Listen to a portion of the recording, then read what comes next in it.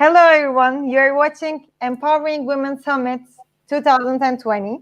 My name is Kaydan Büyüktanır Aktar, and I am the vice chair of IEEE Turkey Women in Engineering section, affinity group, not section. Today we are with Larissa Muse. Welcome here. Thank you for being here. Let me read your brief bio first, and then give the words to you. Larissa is an architect and urban planner, and masters in urban engineering with an extensive research on new technologies, specifically LED or LOT, and the implications of their implementation in the public lighting infrastructure in the context of smart cities. In Brazil, she is connected to multiple stakeholders of smart cities in the Brazilian Directive for Smart Cities. She is also responsible for Brazil-Atlanta relationship at the Brazilian Network for Smart and Human Cities. As a member of IEEE, she is involved in various technical roles, including organizing conferences. Currently, she is the Marketing Committee Chair of IEEE Smart Cities Committee and the Vice Chair of the working group that is developing the IEEE Smart City Planning and Technology Guide Standard Project P2784. Welcome again. And today you are going to talk about women and smart cities, as I know. Let me give the speech to you. Thank you very much, Carden. Thanks for the introduction. I am going to start considering the time. Let me just... Do you all see my screen? Looks like yes. Yes. Okay. Hello, everyone. First of all, I want to thank Simaya Kar and the IEEE Women Engineering Turkey session for the invitation to all organizers of this important event. And thank the audience for sticking around. I know it's late in the night there in Turkey, and I appreciate your attention and your audience. My name is Larissa Paredes Muse, and I will speak a little bit about the relationship between women and smart cities. 1 second. Okay. But before I dive into the specifics of the gender experience in cities, I would like to talk about the context of digital transformation and what is exactly a smart city. So for that, I will divide my presentation in 5 parts. Context and definition of smart cities, women's challenges in cities, policies, programs, and publications, and smart city solutions for women's well-being and safety. And finally, I'm going to talk a little bit about my final considerations and discussion. So the world is rapidly urbanizing. In 2008, the important milestone of more than 50% of the world's population living in urban areas was reached, a figure that is estimated to rise to 70% by 2050. At the same time, the world is rapidly becoming more digital. Contemporary society goes through a strong process of digital transformation driven by the evolution of information and communication technologies. This process has caused a profound change in various sectors of the society worldwide. In fact, what we are witnessing is a true civilizational revolution, where technology is gaining more and more preeminence and interfering in the way that we behave, work, and carry out activities in society. Data, artificial intelligence, connectivity, and the new digital economy are shaping the future of our cities. The development of the Internet of Things, IoT, and other technologies enhance the opportunities for data collection and transmission, processing, and analysis in large scale and real time, with the object of offering useful solutions and services that facilitate processes in the various sectors of the society, such as healthcare, commerce, industry, and also in cities. So considering that the concept of smart cities is constantly evolving, I brought here a definition that I consolidated by joining the common elements in the definitions of smart cities of ISO, ITU, and also the Brazilian Network of Smart Cities, Smart and Human Cities, an entity that I belong in Brazil, among other entities specializes in the subject. Basically, smart cities are those that seek to respond to urban problems in their multiple aspects: social, environmental, economical, and political, in a sustainable and equitable way. At the same time, they promote the integration between the different infrastructures and urban service so that they are provided more efficiently, aiming at the quality of life for citizens. And they include society in the decision-making process through collaborative methods. And they also consider the vocations and particularities of each city.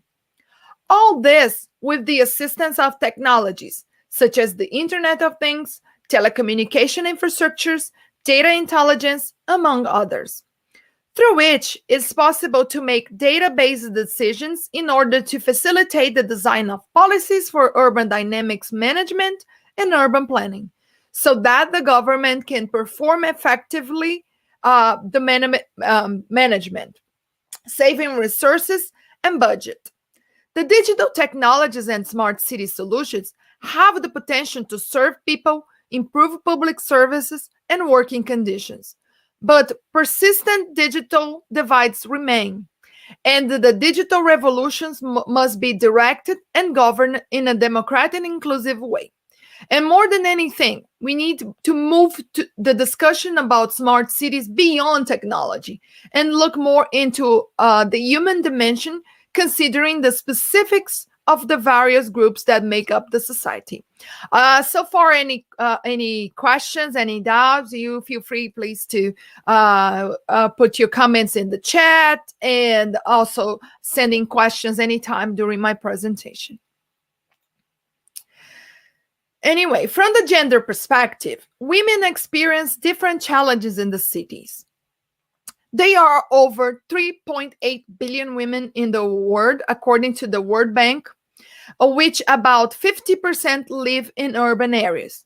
But unfortunately, the disbalancing on how women have been undermined in the societal structures also reflect on the way they experience the cities. So I brought you a short video to show how uncomfortable we feel in the cities every day. This is a movie of a lady in New York City. I'm going to accelerate a little bit. Sorry. I'm going to accelerate a little bit. Okay, let's do it now.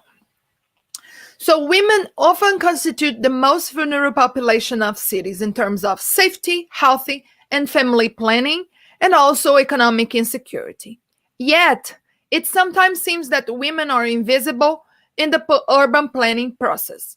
Specifically in terms of safety in the streets and urban mobility, women tend to carefully choose their route based on where it would be less likely to be victim of sexual assault, catcalling, or other violences that only women are susceptible to suffer. They rely on the built space, streets, and transportation mode, level of luminosity within the street lighting systems to feel or to be safe while they commute. And still sometimes this is not enough. In France, 1 in 4 women experience fear when in public spaces, and that 1 in 5 was verbally harassed while walking on the streets in the past year. Also, fear of going out alone increases after dark hours, especially in Nordic and southern countries. This has a huge impact on women's ability to engage in employment, adult education, civic and community participation, and social and leisure activities. Very shocking, huh? No, that's not what I want to do. Sorry. Oh, here it is. We're back to our slide. So in terms of education, women make up to more than 2/3 of the world's 796 million illiterate people, according to the United Nations. Every additional year, of primary school increases girls' eventual wages by 10 to 20%.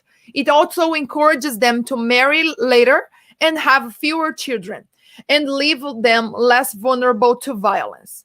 Also, educated women are more likely to have greater decision-making power within their households in the way that the family spends their income and in the nutritional choices for their families, impacting significantly on the well-being and economic independence. And also, when women are more scholarized, they have more chances to foster the local economy.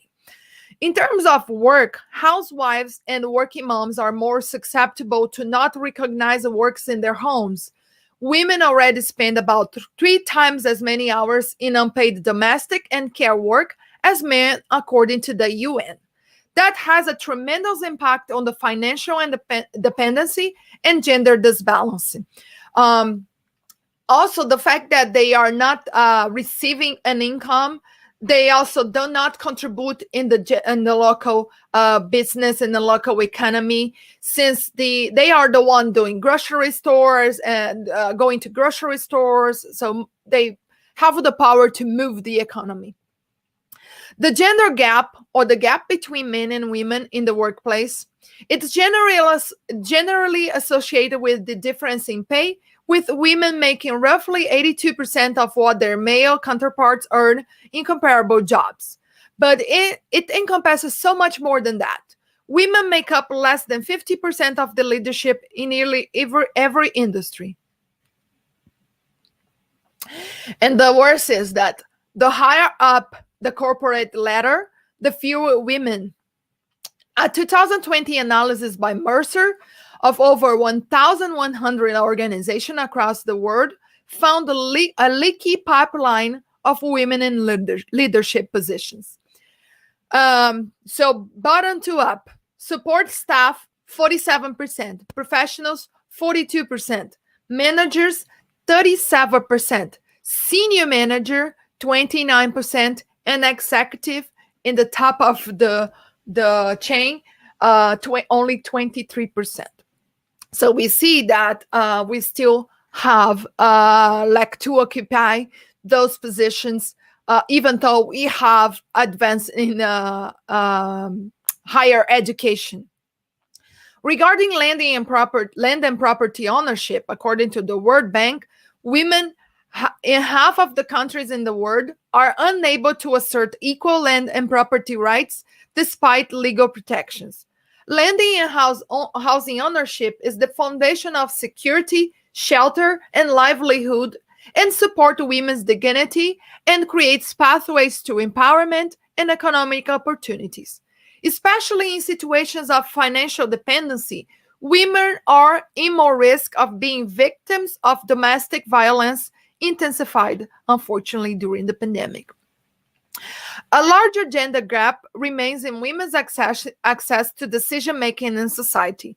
Despite being half of the world's population, women are still not as involved in civic participation, not because they don't want, but because there's still a ways to go. And we see practically in the cities and also in the civic space that the environment is not very welcoming for women.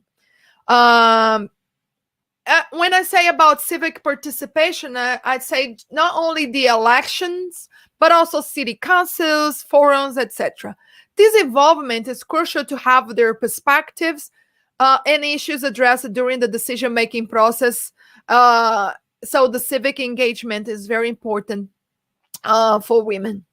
In terms of leadership and political participation, the historic discrepancy persists, although women are increasingly being elected to be heads of states and parliament members and other domains of government. According to the UN Women, only 24.3% of all national parliamentarians were women as of February 2019. I mean, globally, all around the world. A slow increase from 11.3% in 1995, or what it is, 14 years ago. So it is not as much.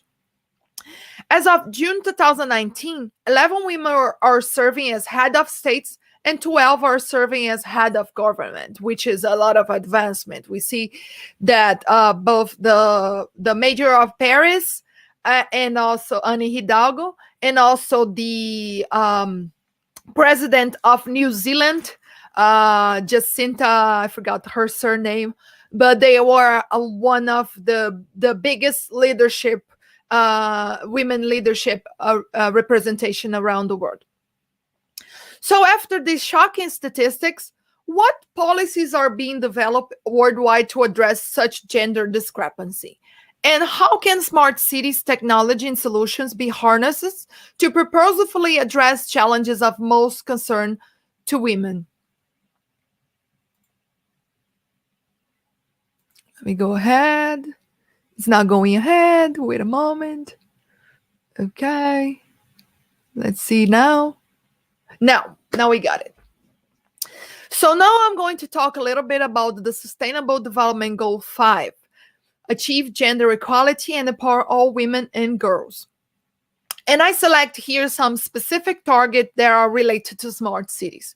First, the topic 5.2, eliminate all forms of violence against all women and girls in the public and private spheres. There is so important that city managers and city officials, they address these questions. I live here in Atlanta, in a fairly good area of Atlanta, gentrified, I mean, and we see a neighborhood, teenagers and young women being harassed in public, in the streets, like that thing, not as much as we saw in that video in New York City, but still shocks me that not only countries there are remarked by the maleism and also to the patriarchal social structures, women have been suffering with this kind of thing everywhere around the world. So we need to ensure safety for women and girls in the public spheres, and there is a responsibility of the city managers and the city elected officials to address those questions. Target 5.4, recognize and value unpaid care and domestic work through the provision of public service, infrastructure, and social protection policies. What it means? It means that women sometimes are, as I said, are not recognized for the work they perform in the house because they are considered to be part of their responsibility in their houses. But that's not fair. And for a man to be doing well at his work and bringing income to the house, he has this structure, the supportive structure of having his home all organized and having his kids raised and having his food done and all the administration of the house on the responsibility of his wife. So this is not a paid work. This is not a valued work, unfortunately, and that has to change because this has impact on how women actually live in the cities, how they interact, how they foster economy.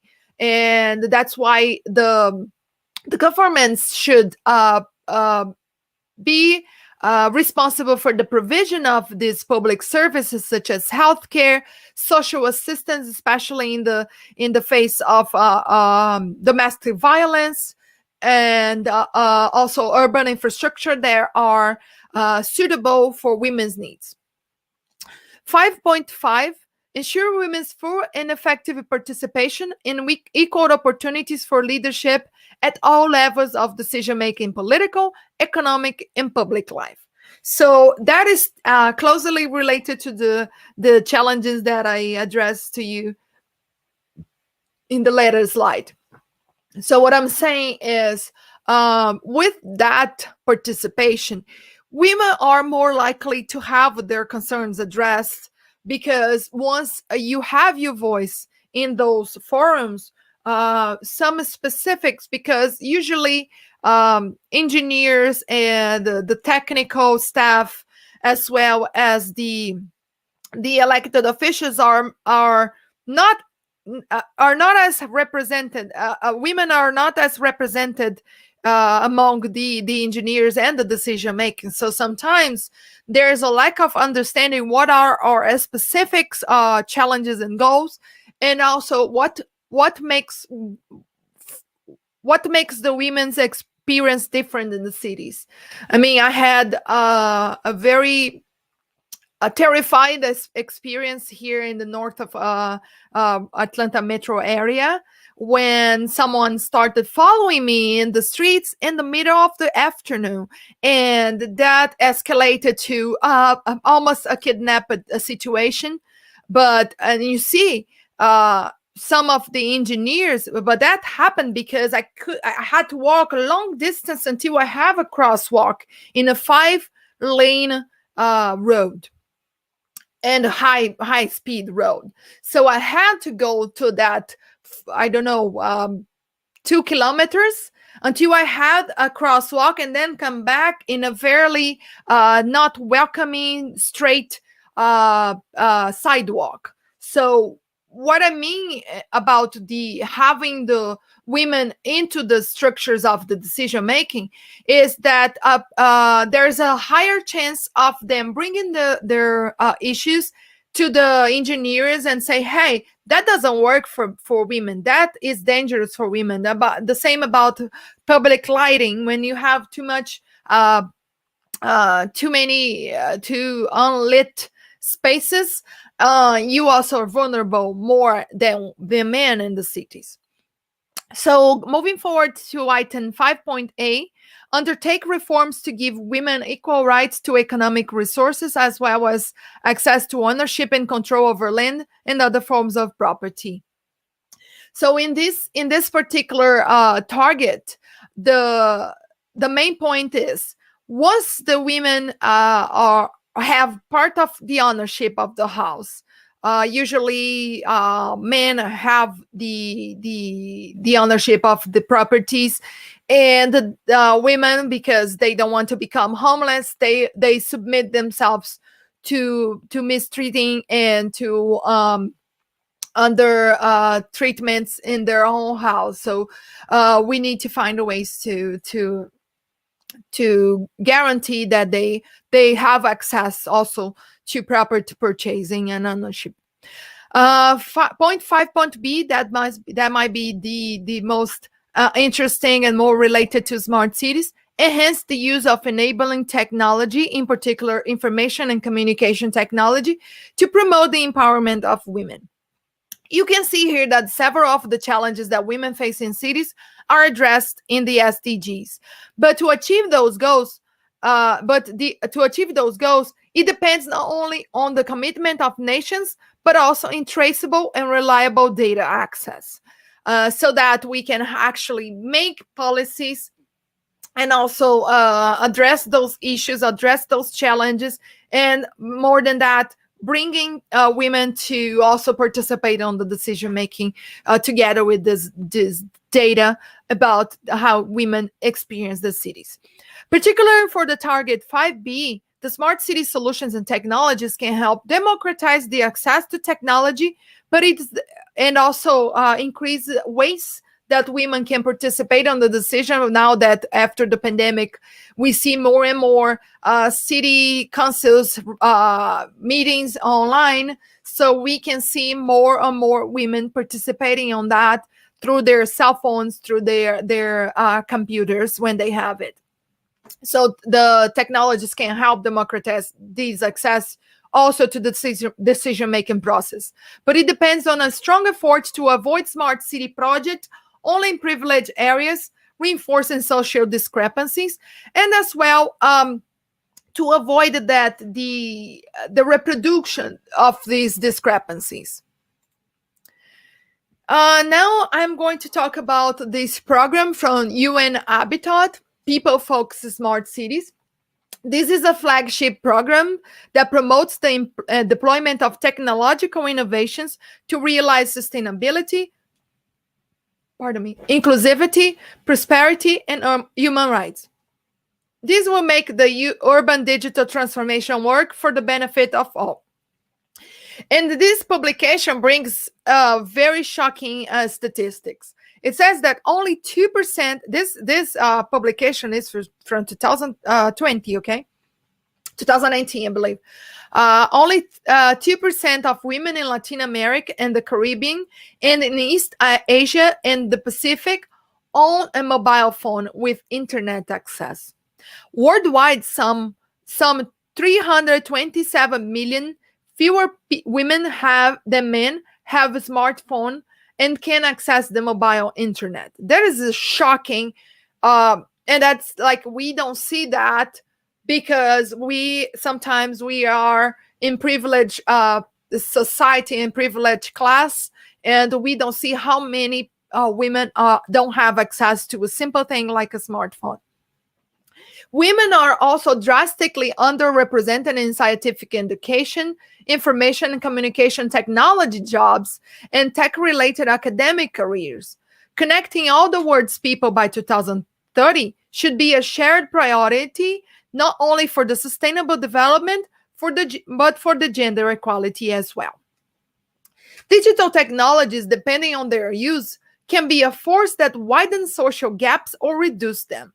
Considering the importance of this, the Secretary General of UN has made one of his top 5 priorities for 2019, reducing digital inequality, building digital capacity, and ensuring that the new technologies are a force for good. And you see that he also have a crystal ball about the pandemic, because that was in 2019, and we saw with the pandemic that this digital exclusion was reflected in the way that we continue to have jobs or to access the job market, as well as our children to study. So you see that how important the connectivity and also digital inclusion became. And it's pursuing the implementation of the recommendation of a high-level panel on digital comparison, on capacity building, and on the need to maximize digital public goods. What he meant on that we also not only have to have ways to distribute and collaborate among nations to redistribute those electronics, but also provide public goods in terms of connectivity, for example, public Wi-Fi, and many other structures that will help lower this gap. Another important activity is global advocacy, ensuring that voices from marginalized groups include children, youth, and older people, women in vulnerable situations, and people with disability, as well as cities with less resources, are more strongly heard in global platforms, including the United for Smart Sustainable Cities, Agile and Open Smart Cities, and the Cities for Digital Rights Coalition. So you have that, of course, the local actions are very, very effective, but what we see is that we have many, many experiences around the world and that we don't even know. I bet you that you haven't heard about the Brazilian smart cities, Brazilian network for smart and human cities that I belong. And there we are doing methodologies on how to help cities to implement smart city solutions using a human-centric approach. So there's this network of actions around the world, but sometimes we are not well connected. So what is the importance of the United Nations and also international initiatives to help connect those smart cities solutions and policies? That's total.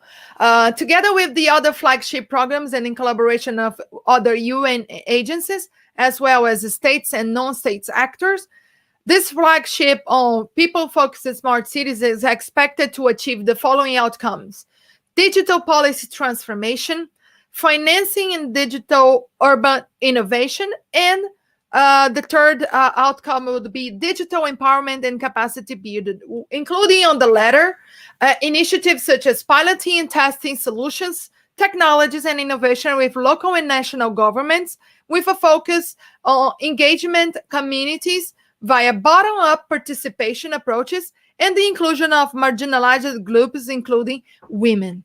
So you can see this publication and in this website. I'm going to actually send all those links after all in the chat, so you can have access to that.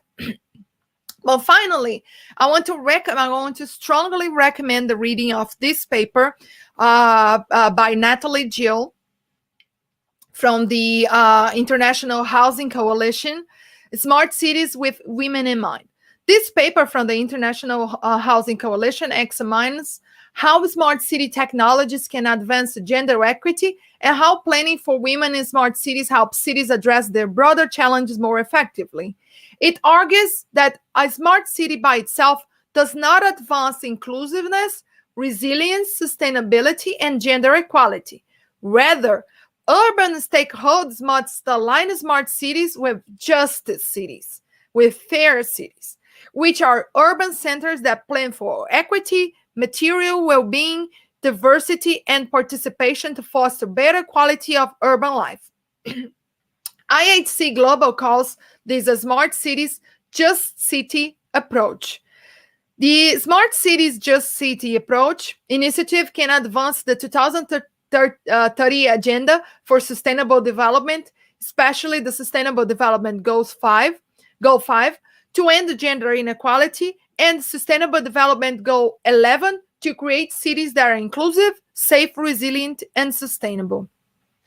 This is because to truly tackle the issues that face women around the world and to truly close the gender equality gap, policies must focus on the position of women vis-a-vis urbanization and the data revolution. So this paper pays particular attention to SDG 5B to enhance the use of enabled technology, in particular information and communication technology, to promote the empowerment of women.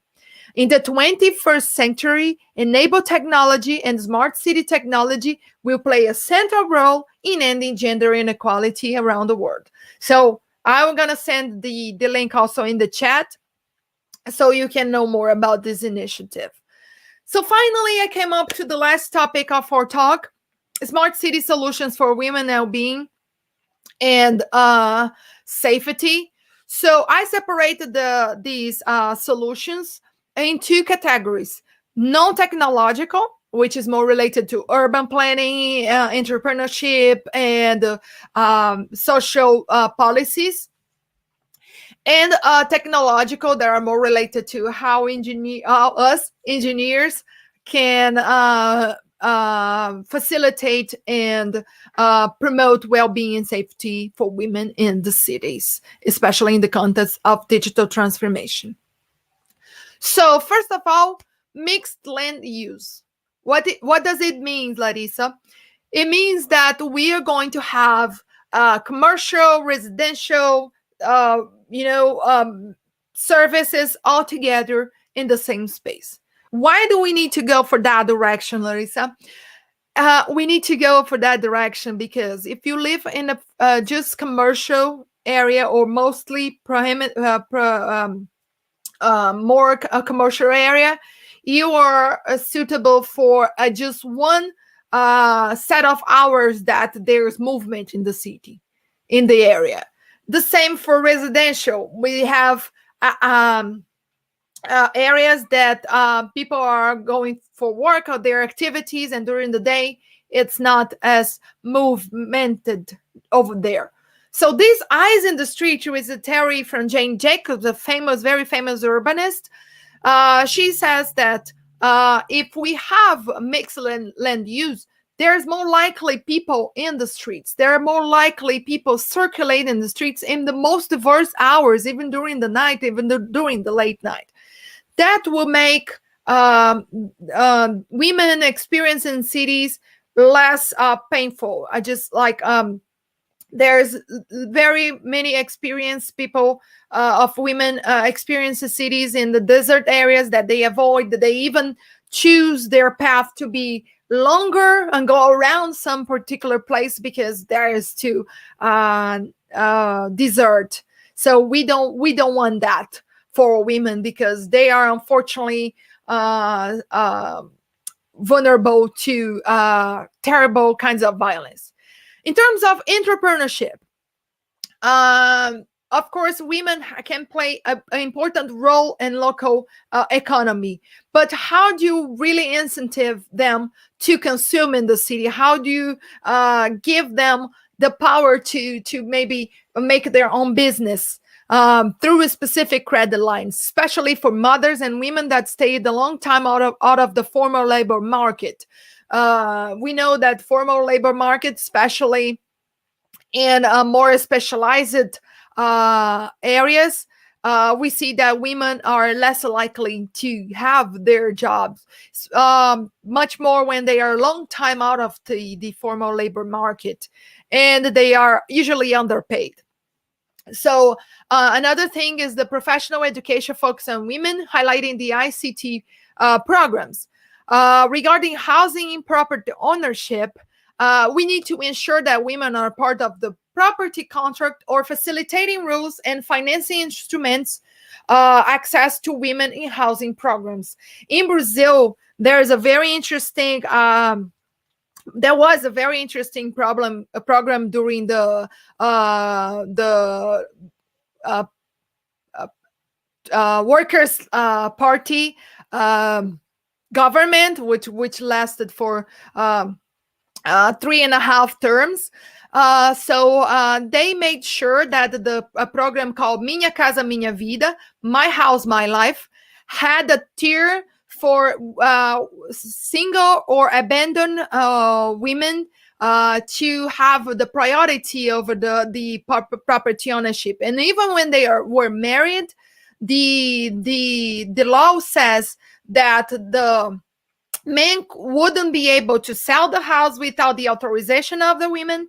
And also they gave priority for women to be the main registrants of the contract. So that way that reduces the abandonment of women and the property alienation.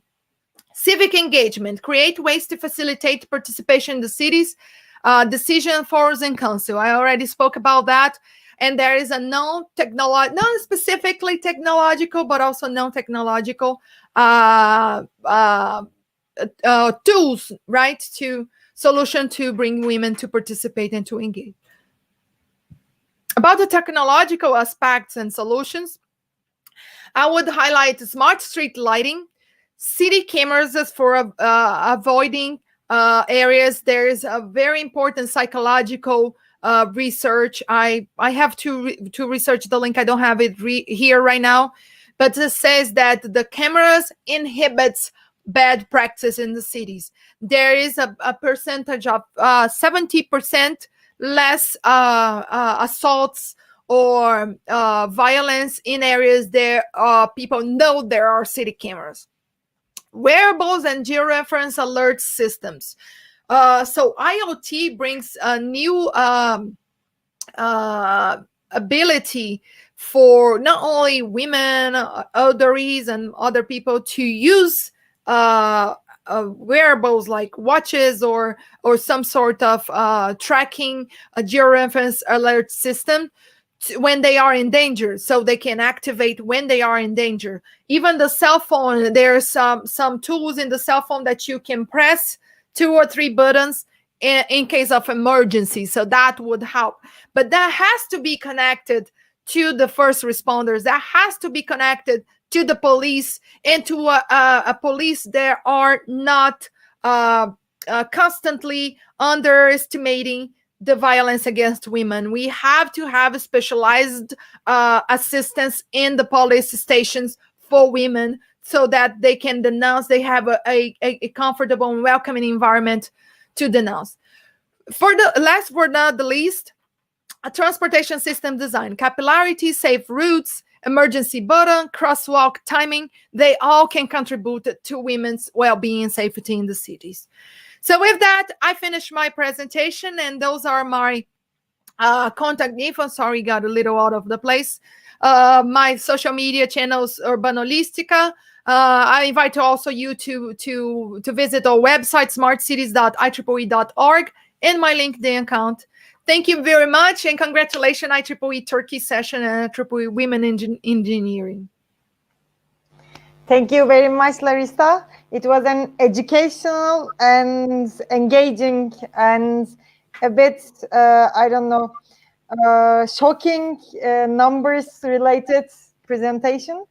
I never thought of walking in a city causes that sort of problems, as you shown in your video. We always, we maybe get used to it sometimes, but we shouldn't. We should do something for that.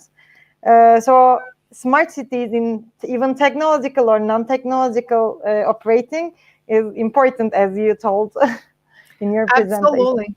Absolutely, Cardin. And actually, we see the reason of women fighting for their empowerment, fighting for their position in the society, and also fighting against what was called normal. It's normal to be. It's almost like a praise to be called in the city.